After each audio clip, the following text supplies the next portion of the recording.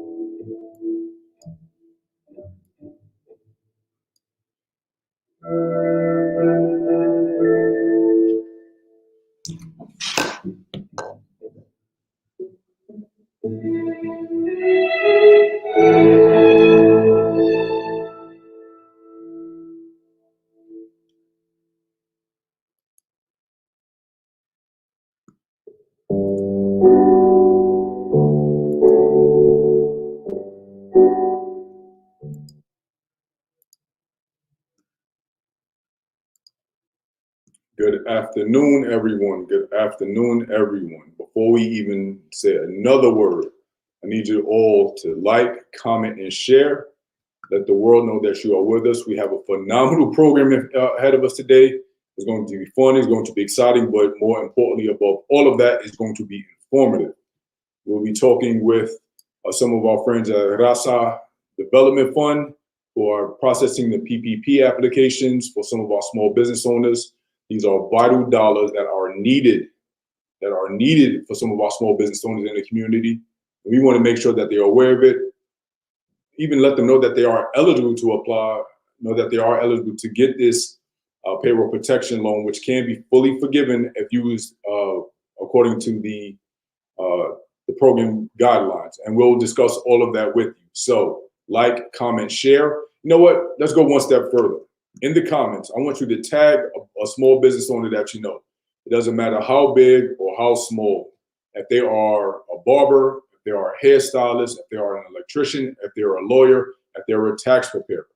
If they received the 1099 at any point in 2019, they may be eligible for the PPP.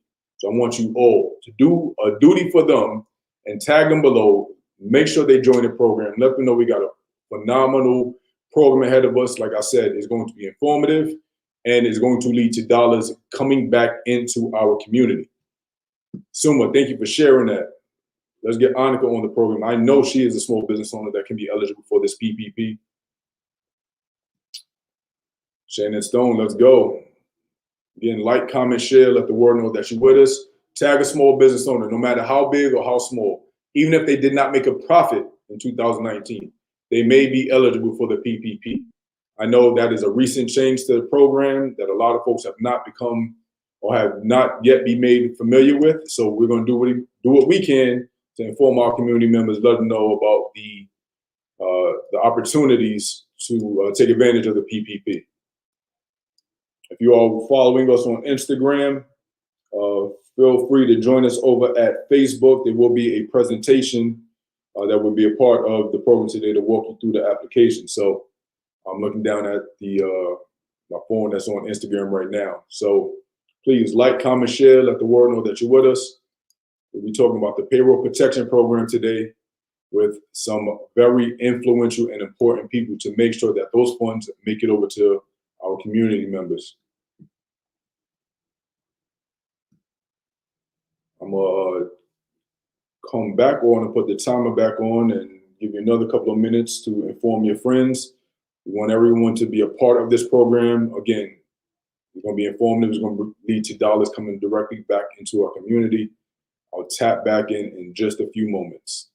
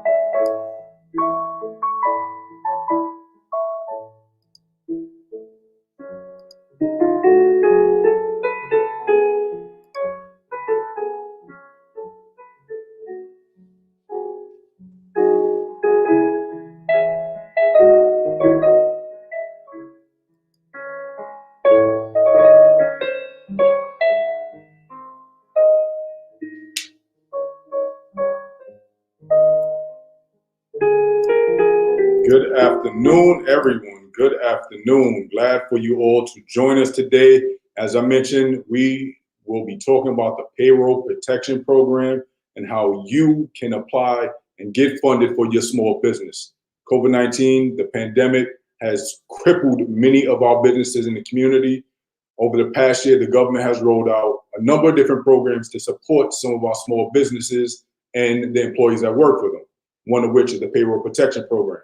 And this program is designed to make sure that funds are getting into the companies so that they can pass those funds down and keep their employee, their staffs on payroll and being able to support their respective households. For the past year or so, independent contractors, small business owners, solopreneurs, if they were not making a profit, they were not eligible for the PPP. The recent changes in the program has allowed those to now become eligible for the program. Now, while regardless of the size of your company, large or small, we want you to take advantage of this opportunity. But specifically, we are going to spend some time talking to those solopreneurs, those following the Schedule C, those who may not feel like their business isn't big enough. They may not qualify. We're here to let you know that you do qualify. We're going to go through that and get very specific about what you will need to get your application submitted and get those funds into the business as needed. Before we get started, I'll be introducing and speaking with the president, CEO, and co-founder of Raza Development Fund, the largest Latino community development financial institution for the past 20 years in the United States, with nearly $500 million in total assets under management. In 1998, Mr. Espinoza pioneered a faith-based approach to community development, establishing Partnership of Hope and the Hope Fund, now RDF.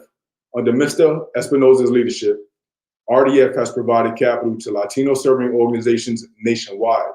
These organizations have received technical assistance, along which has leveraged over $5 billion in private capital for education, affordable housing, and healthcare products serving low-income families and individuals. And today, Mr. Espinoza will be talking to you today about how you can take advantage of the PPP and some of the other resources provided by his institution. Tommy, welcome to the broadcast. Thank you, Jerry. I want to thank you and also the Greater Phoenix Urban League for taking the opportunity to invite us to participate with you. This is a great opportunity to get our message across to the small business community and to community in general. Right. It's important, very important. Yeah. So again, I guess it really should go without saying, but we may not give enough attention to the responsibility that your organization has in the community. So if you can just tell us a little bit more about RDF and maybe your origins and what initiated you to get started in this area. Thank you, Jerry. Well, first of all, I must confess to you that it really comes out of the South Phoenix community in general, and here in Phoenix. Back in the 70s, I was running Chicanos por la Causa, which you're all familiar with as a community development corporation.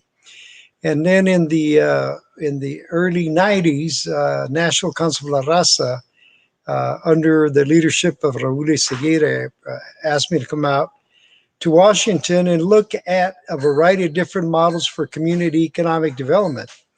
And because of my experience in community development, it became pretty obvious to me that one of the challenges for nonprofit organizations and entrepreneurs in our minority community was access to capital.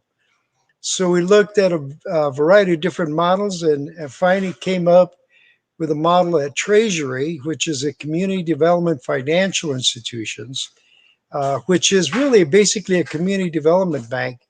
It allows us to borrow capital from the larger banks across the country. Bank of America was our first investor, provided us with the equity fund of about $10 million in grant dollars over a 10-year period. And of course, a $10 million loan, which allowed us to become active in making small loans to nonprofit organizations. And then from there was State Farm Insurance, Bank of America, of course, Citigroup, Chase, and a number of other major institutions. But basically, the idea behind the Raza Development Fund is our mission is focused on providing a service to Latino and poor families across the country. So in other words, poverty does not discriminate. It does not care whether you're Latino, whether you're Afro-American, whether you're Asian, or whether you're white. Poverty strikes all communities. So our focus was based on some of the teachings of Mother Teresa of serving the poor, regardless of religious associations. And then with Pope John Paul II, both of who are now saints, the dignity of the human person. In other words, when we deal and provide services to our community, it's really from our hearts. How do we touch you in a manner that respects your dignity as a person? And then the third pillar was basically a business model. If you're lending capital, you got to get paid back. So you got to be smart about how you steward your organization to provide the loans that we provide across the country. But all those things were learned here in Phoenix and learned in South Phoenix. Of course, we're a national organization and provide capital across the country. We've got an office out in Seattle, Washington, in Florida, New York, and Texas. So we have representations of individual work in those communities to provide capital. But here we're today speaking about entrepreneurs, the Latino, Afro-American, Asian, Anglo entrepreneurs, people who put their lives on the line to run businesses that provide services to our community. And of course, we live in an unprecedented time. Here we are already in 2021, and we're still struggling with the COVID virus. One of the things we did early in 20, when we heard that the city was being shut down, in a variety of different cities across the country that we provide capital to a number of groups, was how do we turn around quickly and provide capital, especially to the small businesses? And one of the things we did is we converted a loan program that we had with Wells Fargo to a grant program. So in the early 2020 period, we put out close to $800,000 to Afro-American, Latino, Asian, and Anglo small businesses in South Phoenix down Central. They were small grants. They were grants that range anywhere from $5,000 up to $10,000. But those dollars were key when someone has to close their doors and can't run their businesses. Our focus was trying to help them through this period of time so they could survive the pandemic. Well, thank God we did that. I forget how many small businesses we actually provided grants to. It was a large number. And I'm glad to say to you that they're in existence now because of some of these grants. Our community, Jerry, is so giving. We interviewed each one of these businesses through Zoom. And Jerry, I don't know how many of them said to us, you know what? Give this grant to somebody else. I know this business down the street that's struggling more than we are. So if you want, cut our grant, to a smaller number and provide more grants to these. That was touching. That was touching to us, and that was in our community, South Phoenix especially. Yeah, When the people, go ahead, Jerry. I'm sorry. I'm sorry, Tommy. Yeah, I was gonna say like that is an amazing thing, considering that these companies, these businesses are struggling in their own right, and I think that's one of the reasons why it's important that we're having this broadcast today. Because a lot of these businesses may be thinking they may not be deserving of it. Maybe they don't have a built-out brick and mortar. Maybe they don't employ 20 people, and they think that they may not be of the stature or of the need of some other businesses. It's available. The money is out there, and I think if you are able to even finance your own payroll, then that's important enough for you to go and apply for this grant money. Jerry, I would tell you also that when the PPP program came out from the banks, the challenge for our community, the small businesses, that mom and pop operation, they felt that they didn't have the sophistication to get the applications in. Right. So we quickly put together a team of which Francisca Montoya will speak to, that helps the small businesses put these packages together so they can access this capital. The other thing we found out is many of the major banks were not lending to small loans. For instance, we've gone down and made loans as low as $5,000 or $2,000 that may be small to a major bank, but for our community, it's key for their success. And then, of course, we've done up to $100,000. So the program is geared around, though, small businesses that are serving our communities across every community across the country. But here in Phoenix, especially, it's important that anyone that's running a business that has some fairly good accounting practices that can show that you have people on your payroll and yourselves on the payroll to access this capital that eventually gets forgiven if properly documented. So one of the things that we concluded right away is that the word needed to get out to Afro-American and Latino communities because they felt that they couldn't access this money. The other problem that we found from our community was that when they did go to some of these larger banks, they didn't have access to, the ability to put these loans together. So I would suggest that that one of the things that we have learned to do is work hand in hand with the small business owners so that we make sure that their applications get funded by Small Business Administration, which is managing the PPP program.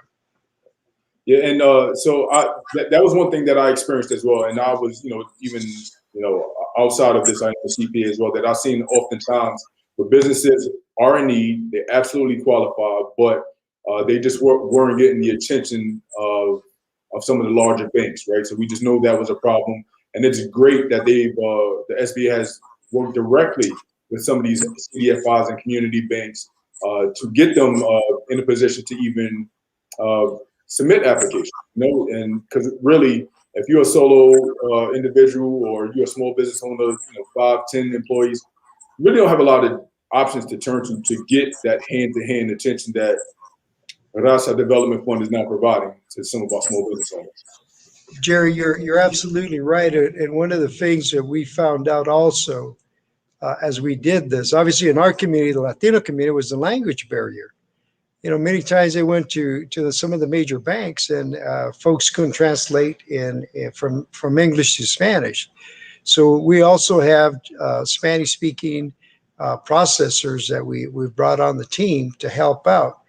We also reached out to the Afro-American community, and what we found out is that there was a sense that it was too difficult to apply for some of these loans.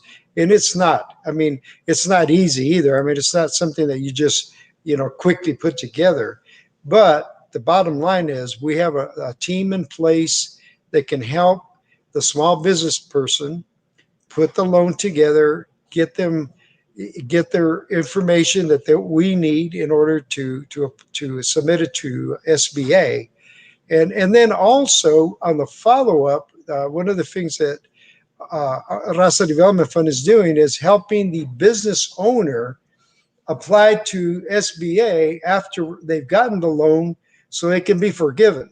And that's going to be another part of an important service that we will be providing the small business owners. Because once they've had the loan and they can show it got properly used in hiring, well, not hiring folks, but keeping folks on payroll, it will be forgiven. And you can't beat that, Jerry. I mean, those kind of dollars are hard to come by, as we know. I wish I would have had that kind of money when I had my little business going, laying carpet in the old days. I'm not going to tell you how old I was then, but it was, and I'm not even going to give you the year because then I'm going to start dating myself. You're in mood, Jerry. Yeah, I promise you, this is a tradition. At least one time I'll talk from you during the broadcast. But yeah, I was going to say that you mentioned the fact that it is a loan, and I definitely want to spend a little bit of time talking about that, is that we don't want anyone to be scared away from applying for the PPP because of the word loan. There are some very basic parameters that you need to abide by in order to get that loan forgiven, so it effectively becomes a grant. We don't want you to be scared away about the word loan. Lean into it. Again, the parameters in order to use it and be qualified, they are not insurmountable. They are basic. They are things that you are going to be needing to do anyway. So yeah, don't be scared away by that. But Tommy, we only have you for just a few more moments. Just wanted to give you the final opportunity.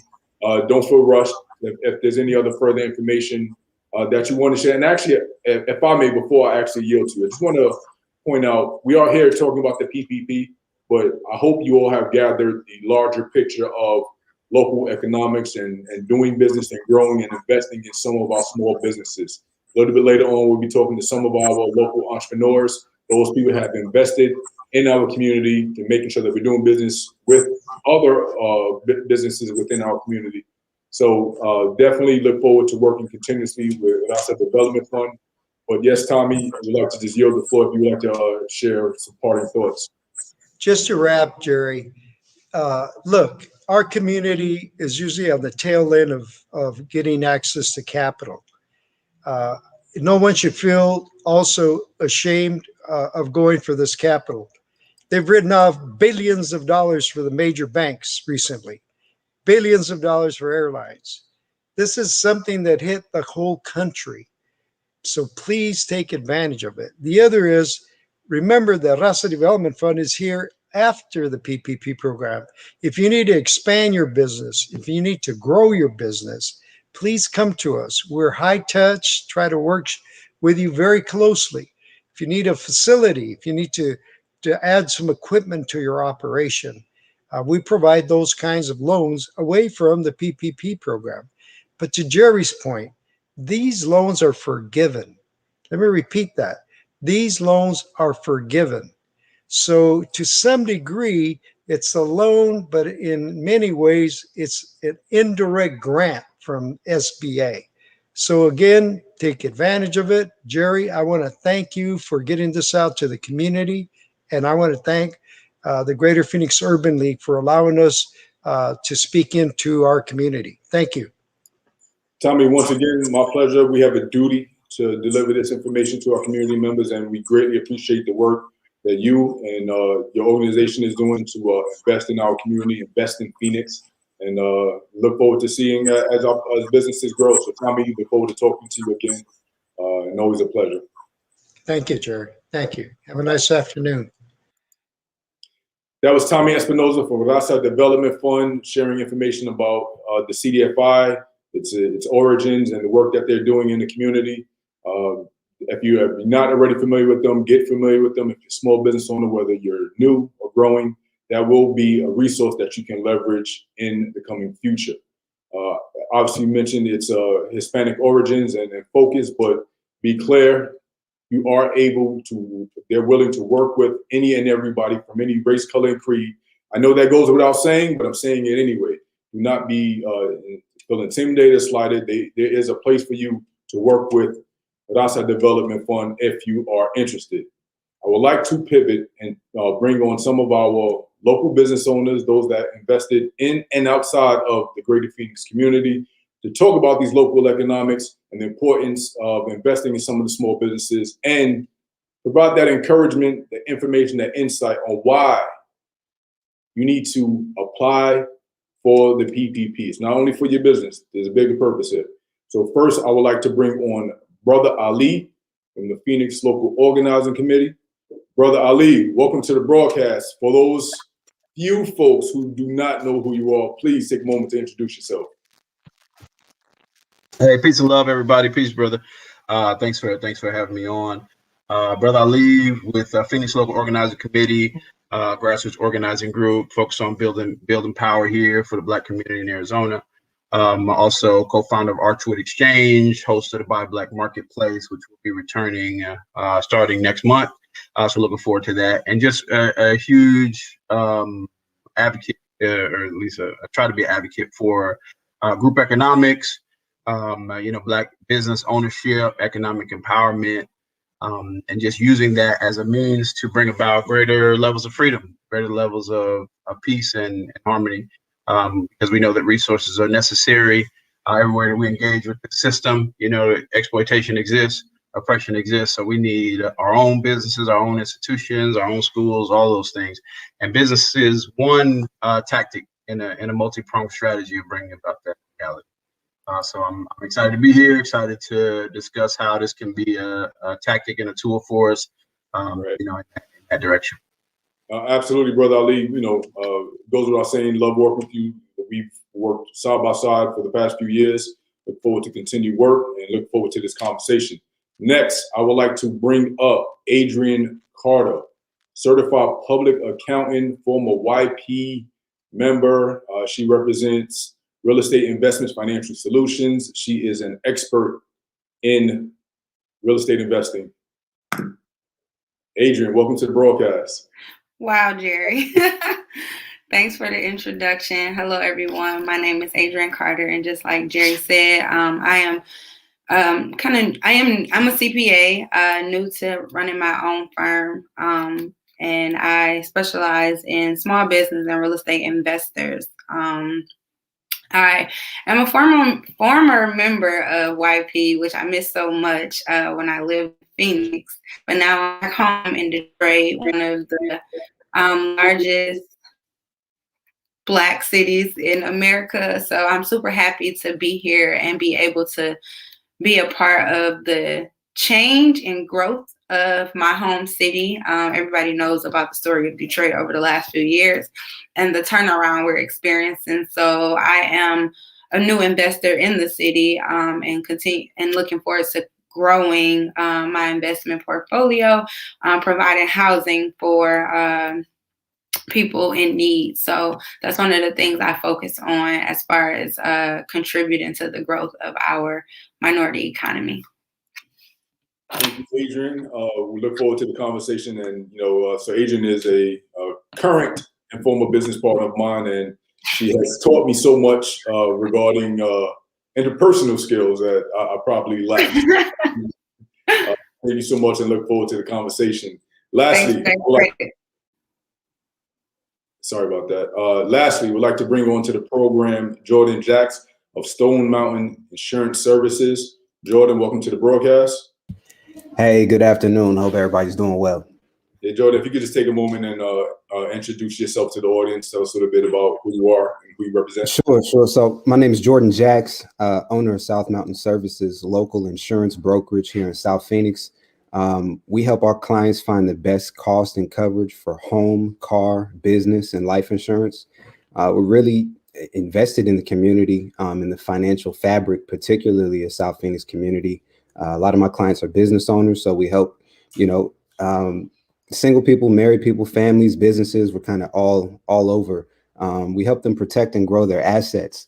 So when my team and I are not doing that, what I work on is in partnership with Raza Development Fund and other entities, working on what I call equitable transit-oriented development.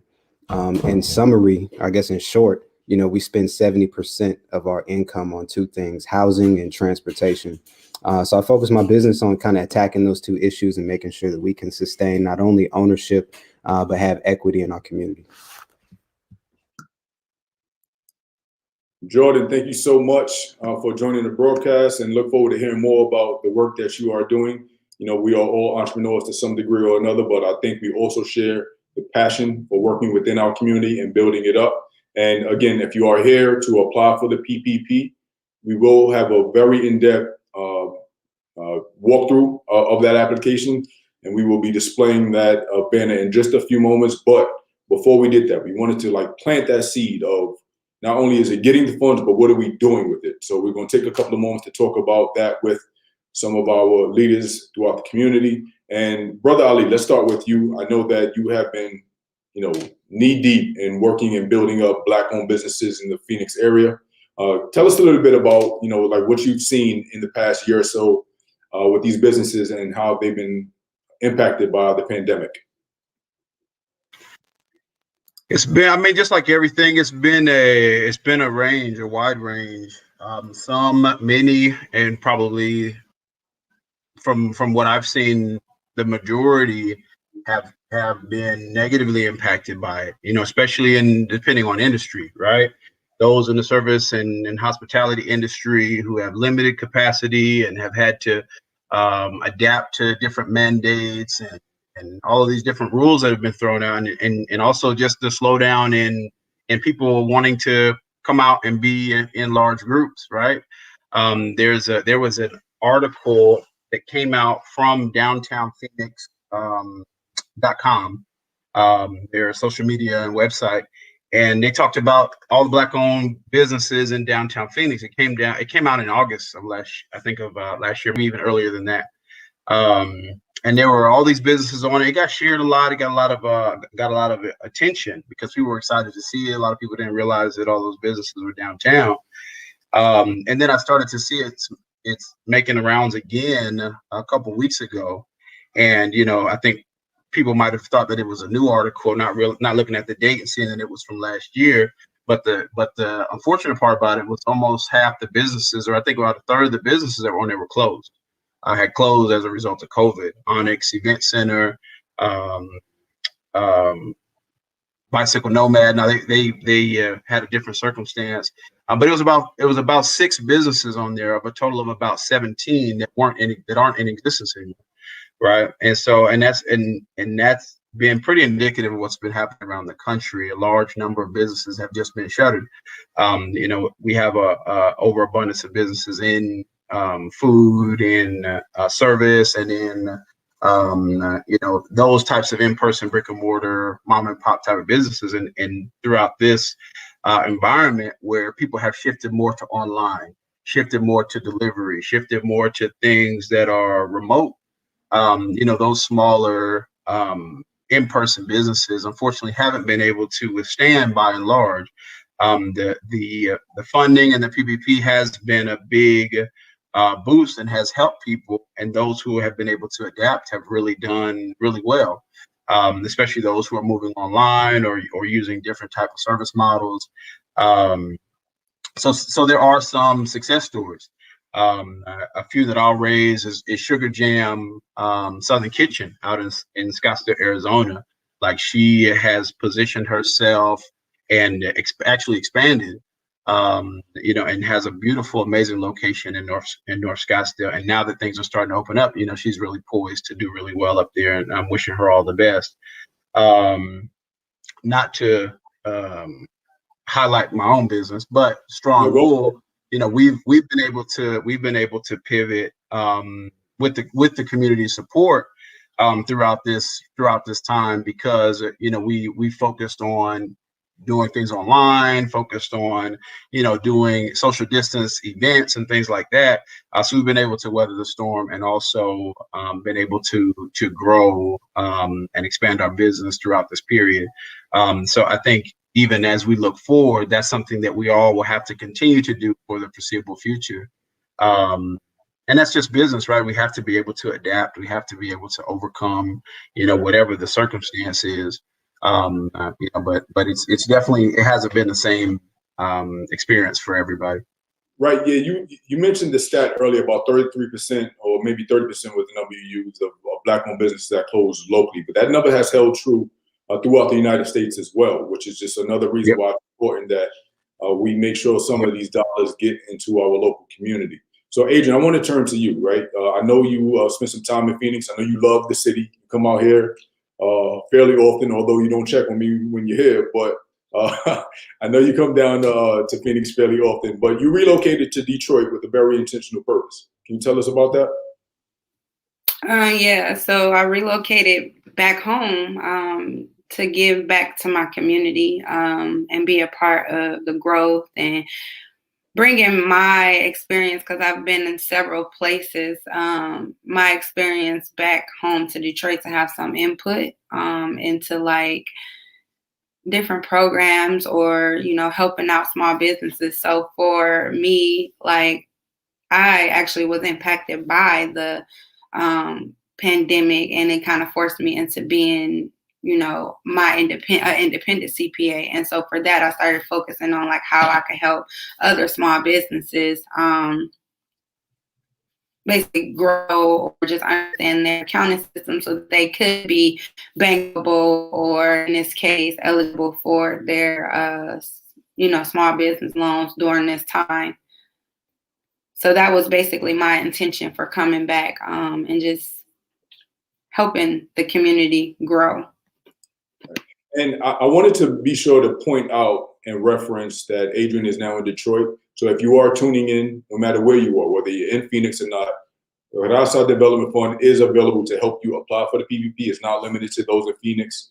And even if you don't use RDF as a resource, there are a number of resources that you can use across the country to make sure your business gets the funds that it desperately needs. I wanted to pivot over to Jordan. I know Jordan, I am a client of his, so I can attest to the work that and the support that he's been doing to support my business, as well as, you know, just keep me insured, right? But Jordan, I wanted to, if you may, just kind of talk a little bit about what you've seen from some of your clients, how they've been navigating through the pandemic, and if you know of anyone, without being specific or mentioning their names, that have been able to really leverage the PPP and has actually kept them afloat. Yeah, thanks for asking, Jerry.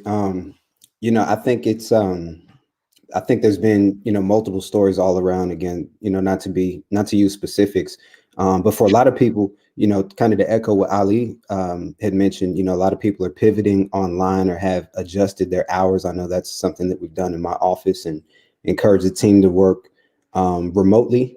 And a lot of people are pivoting, you know, just different aspects of their business. You know, I think one thing that I would like to see happen, especially with this round 2 in PPP, is us to get a lot of the contractors who weren't eligible or didn't you know, throw their ring in the hat on the first round, and really consider going with the Raza Development Fund, just based off of the infrastructure that they've provided. You know, a lot of what I'm hearing, Jerry, from the small businesses over the last few months, or, you know, really over the pandemic, is it's difficult to apply.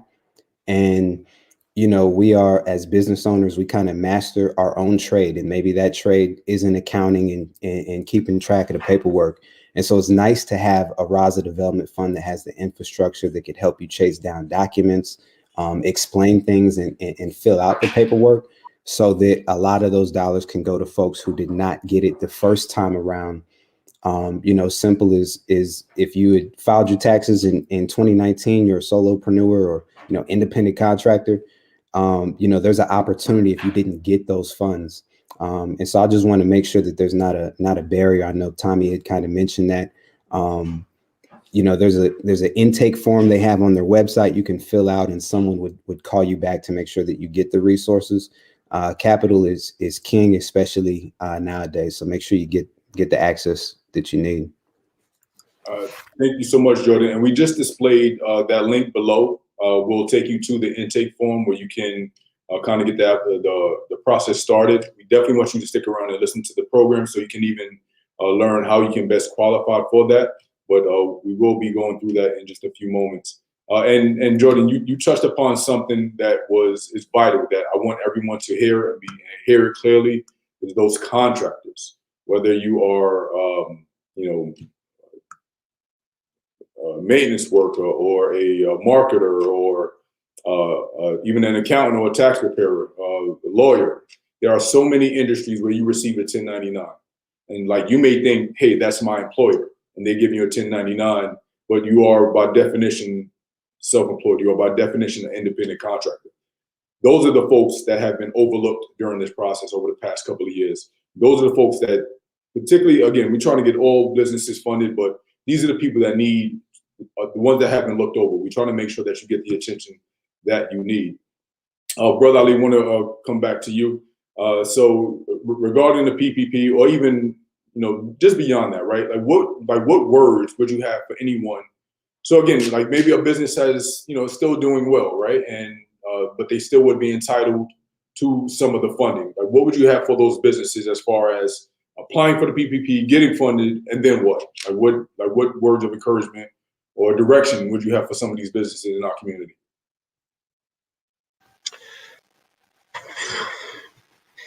I would say we have to keep moving forward.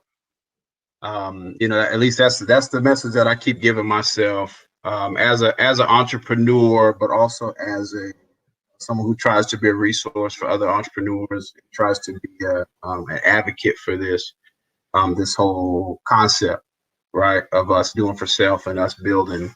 After having so much taken from us, right, and having so much done to us, right, to have to continually recommit to this, what we call beautiful struggle, is just something that we have to do, right? We have to take every single tool, every single resource that's available to us and use it to our advantage, right? And we have to be willing to sacrifice.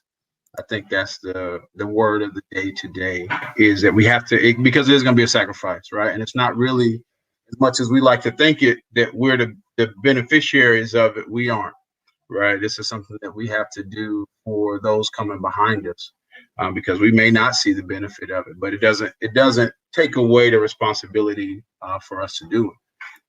So I say that we just got to grind, we just got to hustle until, hold on. Sorry, y'all. This is Zoom world. Snack. Go ahead, baby.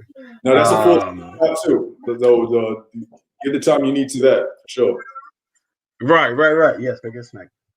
So that's I think that's just the thing that we have to sit with for a minute, until the creator says otherwise, right? We just gotta put the work in, right? And this is something, a tool that we can utilize, and so we shouldn't hesitate. We should use it to the best of our ability, and support one another. We may not know everything, but we can lean on each other. We can learn from each other.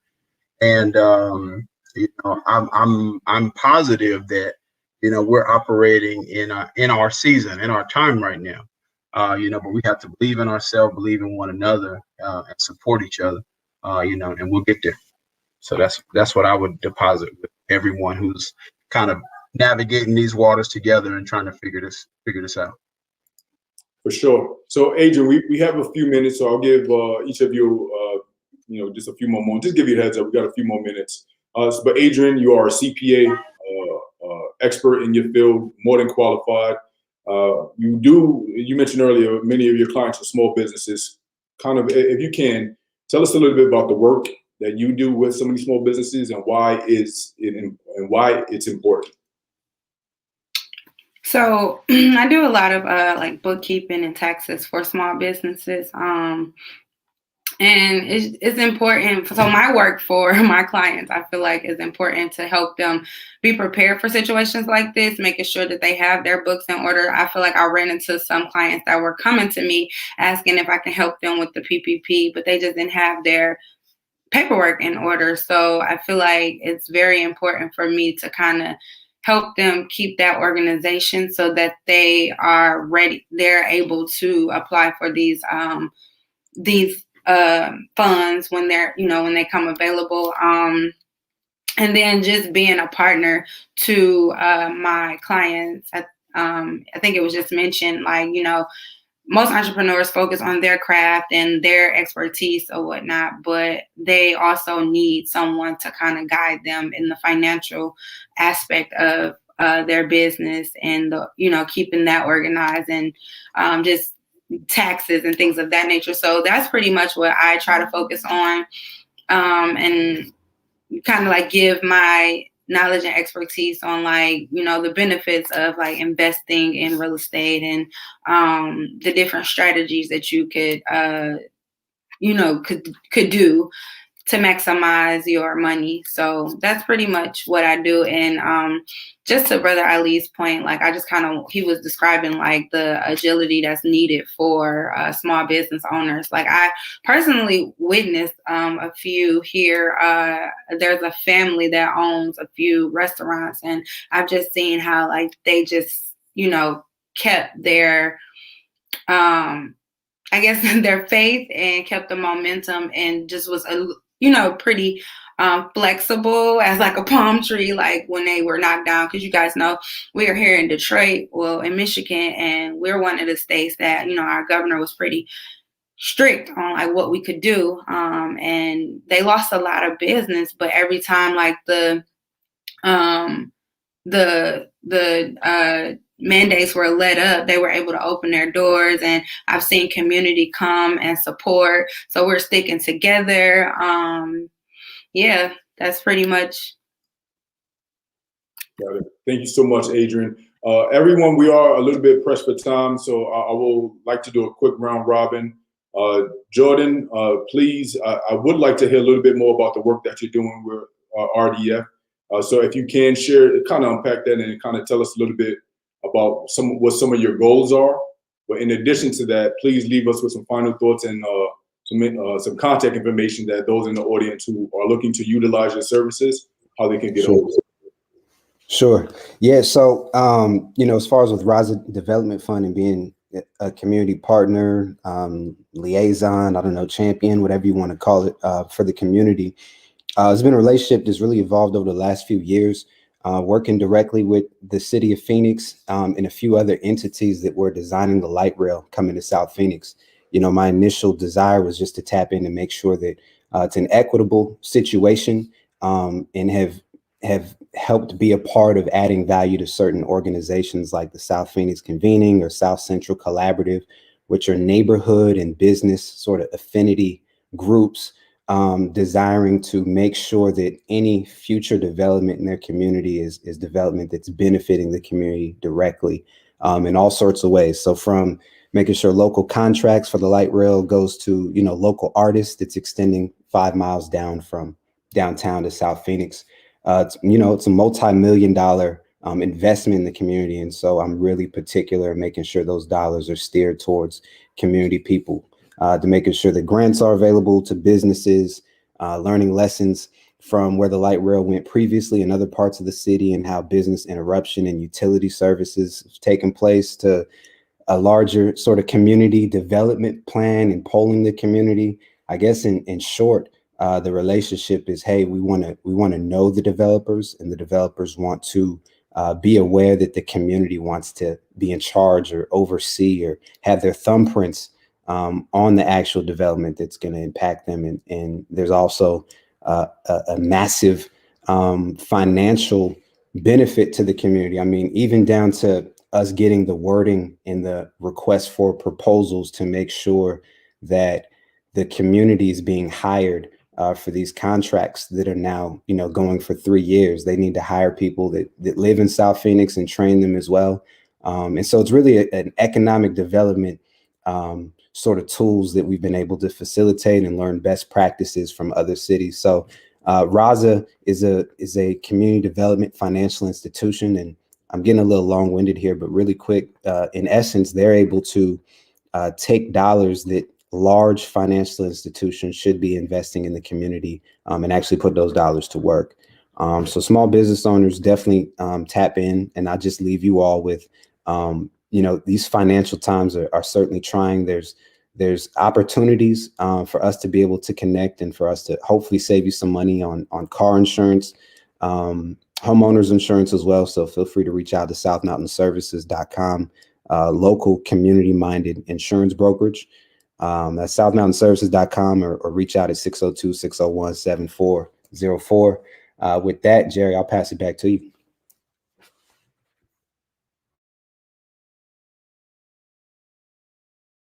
Think you're on mute again, my bro. Yeah.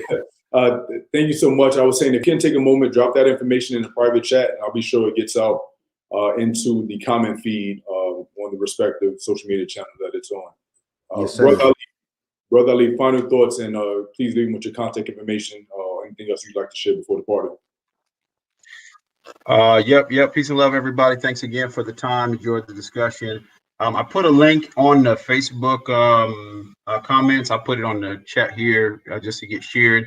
But just that, just reiterating, it's our time. It's not a time for us to sit around and wait. It's not a time for us to wonder or ask or anything. It's just time for us to do.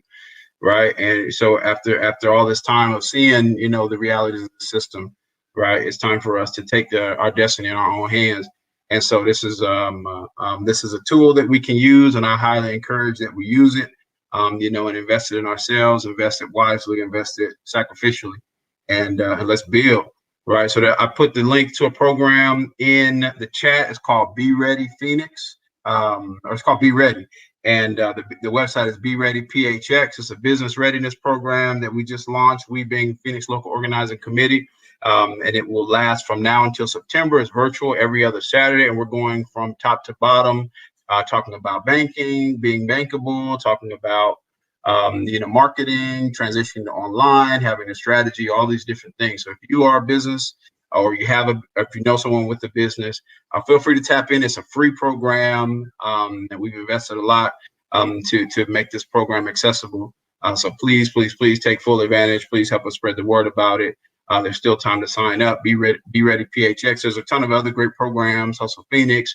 I know We Rise just launched. So let's take advantage of all of this education, especially while we're still in the Zoom world, right? We don't even have to travel. We can sit at the comfort of our own home and get the education that we need, get the resources that we need to build. So let's do it. And that's it. I put it in the chat. I'll put my contact info in the chat as well. Feel free to reach out if I can be a resource. Thank you so much, Brother Ali. Adrian, we'd like to leave with some final thoughts as well as your contact information so those folks can get a hold of you.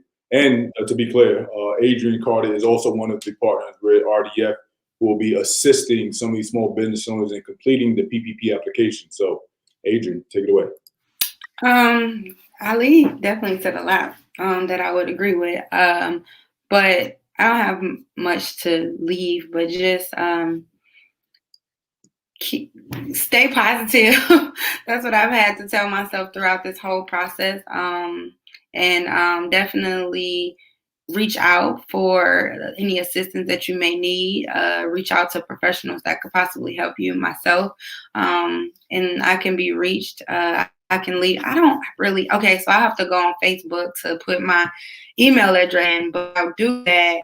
Then you guys can contact me there. But thanks for having me, Jerry. And I'm excited that I can help people, get the funds that they need throughout this program.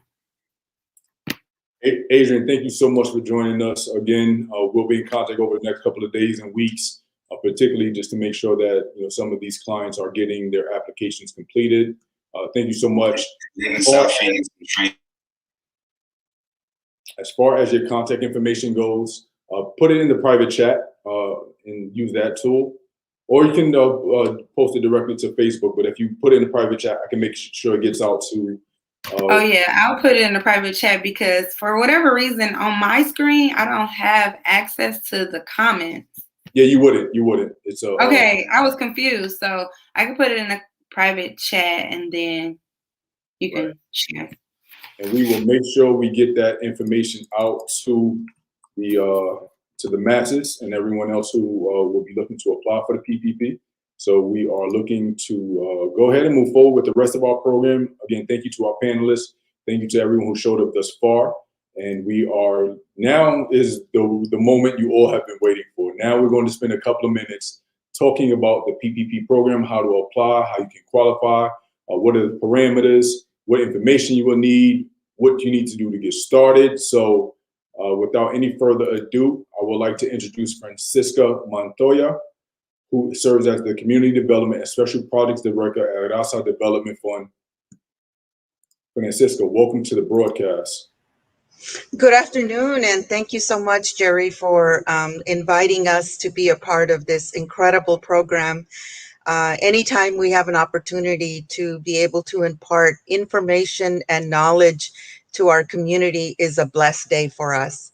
So thank you very much, and I will be providing an overview of the PPP program and also a lot of really good information that will help folks understand not only what this program is about, but what they need to do to apply for this program, and also share with you how RDF works to help small business owners work hand in hand with them. We have a very high touch approach, and we do everything we can to try to make sure that you can not only apply, but also qualify and receive this funding. And I think one of the things that is important to mention is that this program has come about because of the pain and suffering and the economic loss that our community has suffered because of the COVID pandemic that hit us last year and we're still presently living in. And while we know that things are going to open up and our economy will grow and become vital again, we always know that historically it always happens last for our community. So at Raza Development Fund, we're trying to do everything we can to make sure that we reach as many people, as many small businesses as possible to help them. Because after all, this program is our hard dollars, our taxes at work for us, finally coming back to us. So I'd like to go ahead and get started with the presentation. If we could put the first slide. So the Paycheck Protection Program, what I'm going to impart with you is, how this program operates and how we work with our community. Next slide. So Raza Development Fund supports small businesses and nonprofits because those are the ones that can apply for the PPP loans.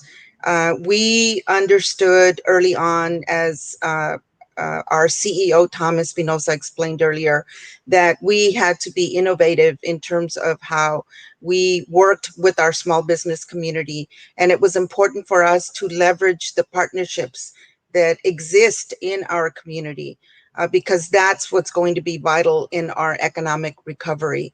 And those partnerships are nonprofits, our community leaders, and our small business leaders. And that's who we have partnered with to make sure that we can impart this information with our community. Next slide. So during the pandemic, it's really interesting that despite all the fear that we had early on last year when the economy shut down, there were a number of studies that were done, and they concluded that despite the hardships of the pandemic, that a large percentage, in fact, more than half of minority small business owners reported that they were optimistic about what could happen post-pandemic, and that a good number of them, 40% in fact, have added new services to be able to survive during this pandemic. Next slide. So the RDF difference, what is it? In our small business outreach efforts, we worked with ambassadors to impart the grants that we did through the Hope Fund last year. We were able to reach many of the small business owners along Central Avenue and in the broader community with grants. The smallest grant was $3,000. The largest grant was $10,000. And for many of them, it was a lifeline during that period where nothing else was available to them. We did this through ambassadors that we had in the community. We did that through partnerships with organizations that we work with. We did a lot of outreach. We provided some very hands-on direct support, and we helped our community navigate technology, because many of our members in our community, they just don't know how to even use a computer, or sometimes use Zoom. Zoom is something that now everybody is familiar with, but when we first broke into COVID-19 pandemic shutdown, a lot of people were unfamiliar how to use Zoom. And so those are some of the technology needs that we found out right away that we needed to teach our community how to use. Next slide. In the first round, meaning in 2020, when the PPP funds were made available, Raza Development Fund applied to the SBA and got certified. And we sort of came in at the tail end of what was called the first round. And in 3 weeks, we were able to help 67 small businesses through 33 PPP loans that were approved by the Small Business Administration. The average loan was $12,500, and in total, we funded loans totaled were close to $1 million in 3 weeks. Next slide. So this year, what we called round 2 in 2021, those numbers that you see on the screen are numbers from Monday of this week. Right now, today, as of this morning, we have the SBA has approved 111 loans submitted by Raza Development Fund. Total funded to date right now is $2,368,000. We have 55 applications in review, and our goal is to reach $5 million by the end of the program. It's important to note that the program has been extended. It was March 31st, but it's been extended to May 31st this year, or when the funds run out. So there are some folks that think that the funding would run out before May 31st. So I encourage everyone who's listening or knows a small business to apply right away. So total to date with what we funded last year and what we funded this year, we are now at $3,300,000. So you can see that we're closely inching our way towards our goal of 5 million. This year in 2020, the average loan is $25,000. We funded some loans as small as our smallest loan was $900, and our largest loan was $650,000. So you can see that there's a big range of loans depending on the companies and depending on the businesses. Next slide. We went about understanding that in order to reach the community, you really need to do a lot of outreach. And in the pandemic, the best way to do it, because of the fact of social distancing and the fact that everybody was home, it was going to be done through social media, radio, newsprint. We went on TV. We did radio interviews. We did some. We're interviewed by some smaller newsprints. Newspapers locally, but that was really the key to try to reach our community. Next slide. We moved quickly to add a page on our website on the Payment Protection Program, and really wanted to make sure that all the small businesses, you know, the LLCs, the partnerships, the C corporations, the S corporations, the sole proprietors, and now the independent contractors and the self-employed, that they could also take advantage of this program. Next slide. When you go to our website, you will see a page, and it's actually an intake form. And we ask for some very basic information about the applicant. And every day at 9 o'clock, we have what is called a 9 a.m. PPP huddle. And our team comes together and we review all of the intake forms that were submitted the day before. And then we assign them to our staff, who then will work with the small businesses to get their applications in order. Next slide. So our internal process is that a small business is interested, they go to our website, they fill out an intake form. We have our 9 a.m. huddle. It gets assigned to a staff member. We schedule an interview as quickly as we can via Zoom within 1 to 3 days. And then after the Zoom, we send an email explaining to the small business owner the data that's we need to collect, all of the documents. Once we have all of that, we submit it for our internal finance review within Raza Development Fund. Once they've reviewed it and nothing is missing, everything's complete, then we submit it to the SBA. The SBA is generally taking about 1 to 3 days for approval. And then as soon as it is approved, we contact the small business owner and get some wire information, and then the money is wired to the small business owner that day. Our cutoff for wires is 2:30 p.m. So we try to move it as quickly as we can. Next slide.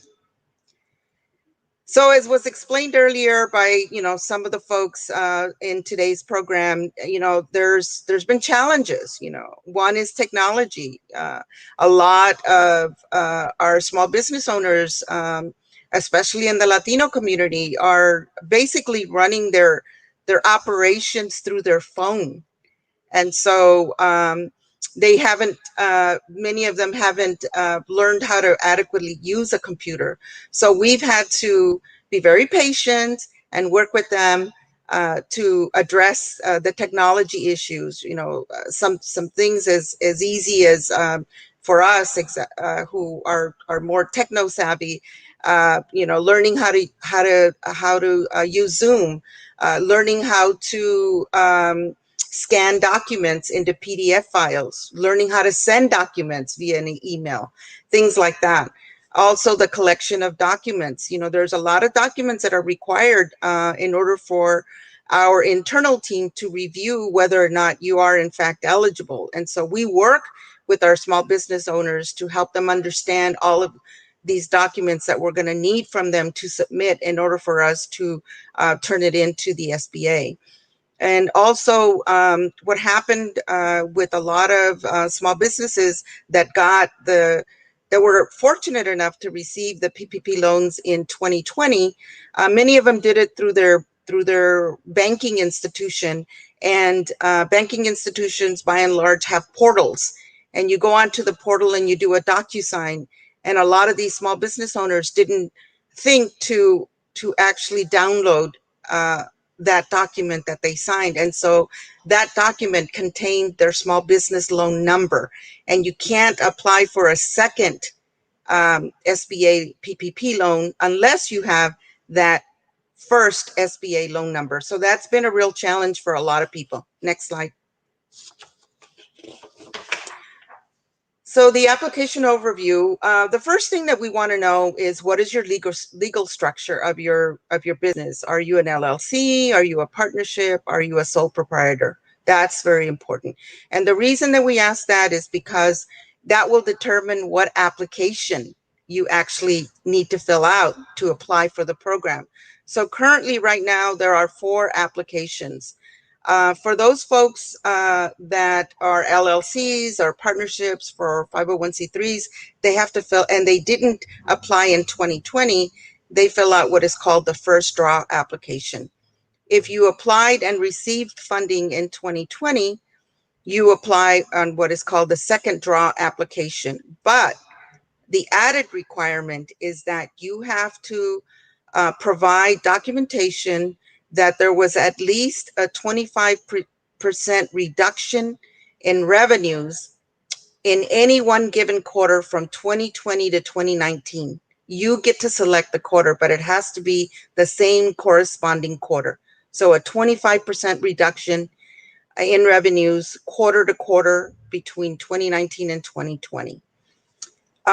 For those that we got the incredible news in early March from President Biden when he announced that sole proprietors, contractors, and the self-employed could also apply for the PPP program. If it's the first time that they're applying, they do a first draw Schedule C application. If some of these applied last year and received one, they do a second draw Schedule C. So as you can see, it can be a little complicated trying to just figure out, what application do I use? Next page. These are key data points that are very, very, very important. Your employer ID number is required on the application, your social security number, your email. The email is very key to us because that's how we send you a document for us to wire the money to your bank. The NISC code number, that's also very important. You can find that in your taxes. Your phone number, we're going to call you. We're actually going to call you to tell you that you were approved, and then let you know that we're sending you an email for the wire instructions. Ownership. Are you 100% owner of your business? Are you in a partnership, or do you own 50% of your business? That is a question that's on the application that you need to answer. It's also very important that applicants sign the application. And then also another key data point is figuring out, how much do you qualify for? So in general, it's, your total payroll plus your taxes, and if you paid retirement or things like that to your employees, you divide that by 12 and then you multiply it by 2.5, and that's how you figure out what your loan amount will be. Next page. So documentation, obviously we need the Paycheck Protection Program application. We're going to need your tax returns, your business license, identification, and that could be done with your driver's license or your passport, your bank statements. Now, your bank statements are going to be for February 15th, 2020. The SBA wants to know that you were in operation on February 15th of 2020. Your tax forms, they could be your 990s or 941s if you're a much larger business, and a copy of a voided check. Next page. As Tom alluded to earlier, one of the great benefits of working with RDF is that free of charge, we are going to help you do your loan forgiveness. So we're going to connect with you. We're going to schedule a time to meet. We're going to help you gather your documentation. We're going to submit and upload the documentation to the SBA, and then we will wait to get the decision. So the SBA has slowly started now to not only accept the loan forgiveness docs, but also process them. So we have started to submit our loan forgiveness applications for our loans that we did in 2019 or 2020 last year. And we've already had 3 loans forgiven, 100%, totaling $103,000. One of the benefits of the small businesses that apply for the PPP and receive it is that if they receive less than $150,000, they fill out what is called the EZ form. It's a quick There's just, I think, about 10 questions that you answer. There's some documentation that's required, but it just makes it so much easier and less labor intensive to be able to compile all that data and documentation and get it to the SBA and have your loan forgiven if it's less than $150,000. Next.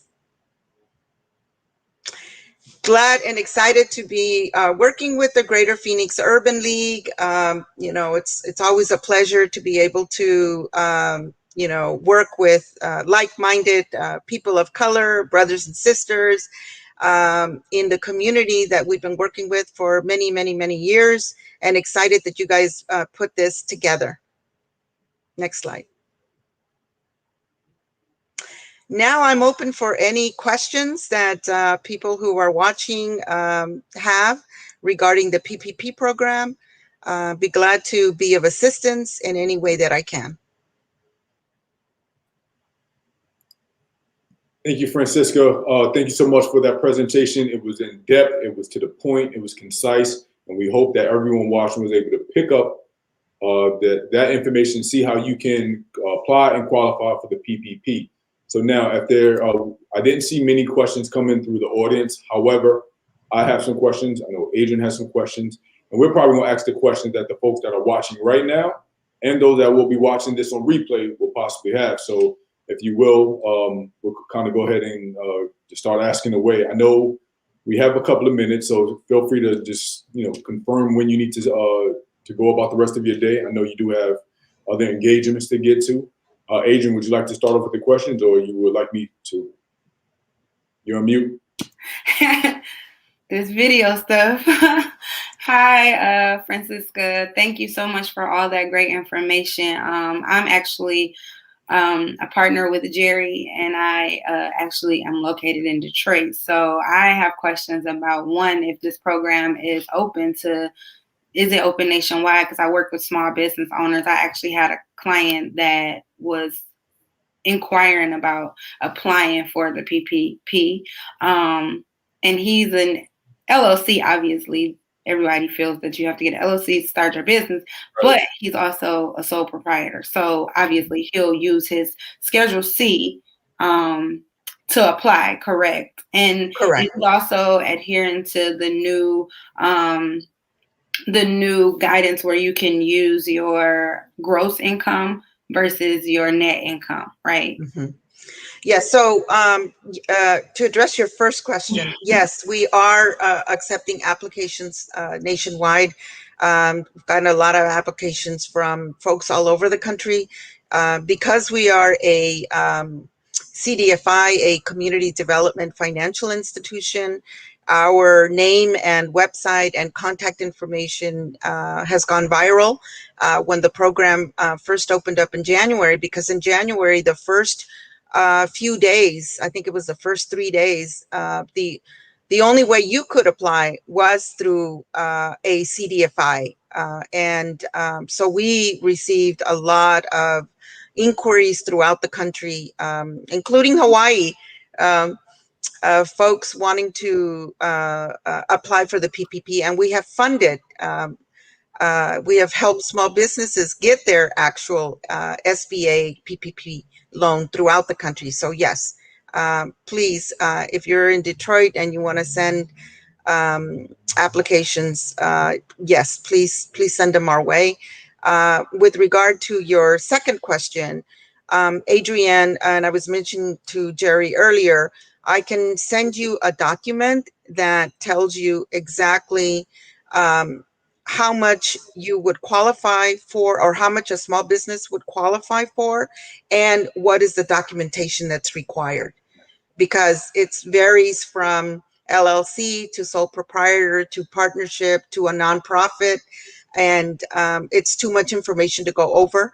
But I can send that information to you, especially to you, Adrienne, because I know you're going to be assisting small businesses, and that's invaluable information that will help speed up the process in determining the amount that they're actually qualified for. Yes, that would be helpful. And one other question is actually a hypothetical situation, so bear with me. So you have a possible applicant who was doing professional work on the side. Say, for instance, it was accounting, but it was just kind of like side money. They had a 9-to-5. The 9-to-5 obviously was affected by COVID. So then they get caught up in, I've been doing work all since 2019, but I don't have a bank account. And I have to file my taxes. Is there any grace or any opportunity for that type of person to get funding? They have income, they will file their taxes, but just don't have like the bank account maybe, and didn't have a tax return for their business in 2019 because they started like the end of 2019. Great question. Actually, we have helped small businesses in that situation. So we like to say our attitude is send us what you have. We'll take a look at it. We'll review it. We will, try to make sure that we find a way to get you to qualify. Because at the end of the day, we're pre-screening. The ultimate decision comes from the SBA based on the data that we sent them, based on the data that the small business owner sends us. And so, you've got a lot of, we've got food trucks that are operating on, their phone. You've got a lot of micro businesses. And we will look at every application and do a review and try to see if there's a way that we can help them. Okay, thank you. And I think that is important that we harp on that a little bit. It's, like we think of a business, we think of getting LLC, we think of getting an EIN, we think about getting a bank account. And, quite frankly, the IRS doesn't care if you do any of that. Like there's classifications that they will provide you. But if you are just average Joe, woke up one morning and decided to start making, art, with the supplies in your house and you sold it, you're now in business, and the IRS wants their taxes from that. So I think it's important that we kind of like instill the idea. It doesn't matter how large or how small your business is, like you will fit you likely will fit the criteria and parameters to be identified as a business and apply for the PPP. So yeah, whatever it is, even if, like I mentioned earlier, our smallest PPP loan to date was $900 that we did. I think it was funded last week. Local in Phoenix. Yeah. The smallest loan they provided was $900, and that is about equivalent of doing $5,000 in revenue for the year. So even if you did as little as $5,000 in revenue, even if you did not make a profit, there is some funds available. So like we all know about the $1,400 stimulus payments, or the, I guess the other 600 and some odd thousand before that. Like this is another opportunity to keep your business afloat, another opportunity to keep, unfortunately said, keep your lights on and keep your rent paid. So no matter how big or how small you think you can qualify, just let's figure it out, and get that money that you are entitled to. There's a question that came in from the audience. This question comes in from Ruby. What's the last day RDF is accepting PPP applications? Some banks are closing before the last day of May 31st. So we will be taking applications throughout the open process. What will determine, we're going to be open for business, taking applications until the last day that the SBA is open, or until the money runs out and the SBA makes an announcement that the money has run out. So that's why it's really important for us to tell folks, look, if you're interested in applying, don't delay. Don't delay. There's still funding available, but more and more people, as we help our small business community apply for this program, and as folks are getting these loans, they operate in a business community themselves as a small business owner. They're letting their folks who they know, they're coming to us to apply. And so I would urge everyone who's listening or knows a small business owner to apply sooner rather than later, because we don't want to be in a situation where, oh, well, I'll do it next week or the following week.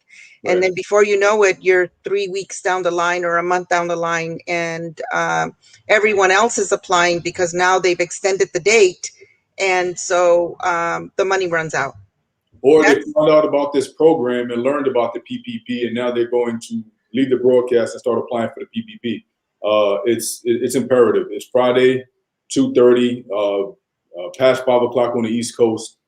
Your weekend should be dedicated to gathering these documents, getting a hold of RDF, submitting that initial application, and getting the ball started. Because, I guess the first half of the first round, the money ran out in 2 months, I believe. Some maybe even quicker than that. Just a ridiculous number. It was replenished. Those funds stuck around for a while. Who knows how long it's going to be around? Just don't wait. The application is super simple. Like, I've seen the applications, I've completed the applications. They are as simple as, I would say, answering 10 questions and downloading your bank statement and your tax return. Could be really as simple as that. The other thing that I would say is, so we have some business owners who don't have quote unquote employees. They have independent contractors who they may give them regular work, but they're just not clocking in and clocking out from a traditional W-2 employee. What message would you have for that business owner and how they can get funding for their independent contractors? The independent contractors, if they receive a 1099, they can apply. Right. So business owner, like, you can apply for the ownership of the business and you being self-employed, but your independent contractors can in turn and apply for themselves. Correct. People who receive, you can apply as your own business owner, and then people who receive 1099s can apply for themselves. Right. So there should be a company-wide email, if you have independent contractors, sending them this link so they can apply for the PPP. And I know businesses with 10, 15, 20 contractors that, effectively, this is their primary source of income. They can now apply for the PPP. One other thing I wanted to point out, you mentioned earlier that you're comparing quarter over quarter revenues. So the idea of the PPP was to replenish lost wages, lost revenue, lost payroll. But it sounds like there's an opportunity for a business who actually had an increased revenue year over year to still qualify if they're looking at the individual quarters. Can you talk about that for a moment? You kind of, there was like a slight little part where I didn't hear you, but what I will say is that we find that a lot of the small business owners who are applying for the second time, where they're actually able to demonstrate that 25% decrease is in the second quarter of 2020, because that's when the shutdown occurred. Right. And that's when, they had little to no business activity. And so we find that a lot of the small business owners are using that particular quarter, but you can use any quarter. Right. Something else very important about the PPP program is that when you apply for the program, when we work with small business owners, we follow them from beginning to end. And if there is a glitch in the SBA system, which we had a lot of glitches at the beginning, we will continue to work with that small business owner to try to go around or figure out another way or another document to be able to make sure that that we do everything we can and we exhaust every opportunity to make sure that that business owner is able to get funded by the SBA. Ultimately, it's a decision of the SBA. Sure. But we will, unlike, if you apply for your bank, they send you an email and they don't have that hands-on approach with the small business owners. Sure. And we do, we care about the work that we do in our community. We care about our small business community because they are the engine of our local economy. Right. And without the kinds of products and services that they offer, we wouldn't have the kind of opportunities that we have in our local communities. And they are key and they're vital and they're very important. And so we are doing everything we can to try to help them. Right. And again, as a CDFI, this is why your role is so important. You know, like you're not walking into the massive bank where you're just a name and a number. Like these are people that you can build direct relationships with. I know many of you may bank with a credit union, right? And the idea of a credit union, you had a more personal feel, a personal effect, but this is effectively the same thing for business, right? So it's a great role and great work that you're doing, providing support to some of our small business owners. I'm not seeing any more questions coming from the audience. So Adrian, if you don't have any more questions, I'll give Francisca a chance for some final thoughts, final words of encouragement before we let her go for the day. No more questions. Thank you so much for your information, though. Thank you, Adrian. And I'll be sending you information too. Yeah. So my last words that I would impart is that here is a unique opportunity for small business owners to have access to a loan that once they receive the loan, as long as they are able to document that they use 60% of it, you know, to pay their employees and other related expenses, you know, this becomes almost like a grant. It's technically a loan, but it can be forgiven, and so it's a unique opportunity that we have. The funds are going fast. If you're interested, even if you have no idea whether or not you qualify, let us work with you and let us determine whether or not you qualify. Don't miss out on this opportunity. Log on to the link below and fill out the intake form, and we would be glad to be of assistance to you. Thank you so much, Francisca. Thank you for all the work that you do at RDF. We look forward to getting the funds into our business owners and community at large. It is imperative that we take advantage of this. So thank you so much. And we'll be in touch. Look forward to working with you. Thank you, Jerry. Thanks. Bye. So once again, thank you all who tuned in today for this broadcast. We discussed the PPP, how to apply, how to qualify, how to get it forgiven. Spoke to some phenomenal leaders from out the greater Phoenix area, as well as beyond. Adrian joining us all the way from Detroit. So the PPP, Payroll Protection Program, it is open. It is time for you to apply. The banner is scrolling at the bottom. We want you all to take advantage of this opportunity. We want you all to be sure, to be certain to apply. I'm actually going to leave this up scrolling for just a few minutes longer. If you know a small business owner, tag them. Send them this video, send it to their DMs. Let them know that they will qualify. Let them find out. Let them be told that they don't, because a lot of us assume that we can't. Apply, let's learn, let's see, let's get funded, let's get this money into our small businesses, let's get this money into our local economy, let's get these jobs back on the market, let's make sure that our community is taking advantage of these resources the government has made available. So with that being said, I would like to thank you all for your time and have a great afternoon.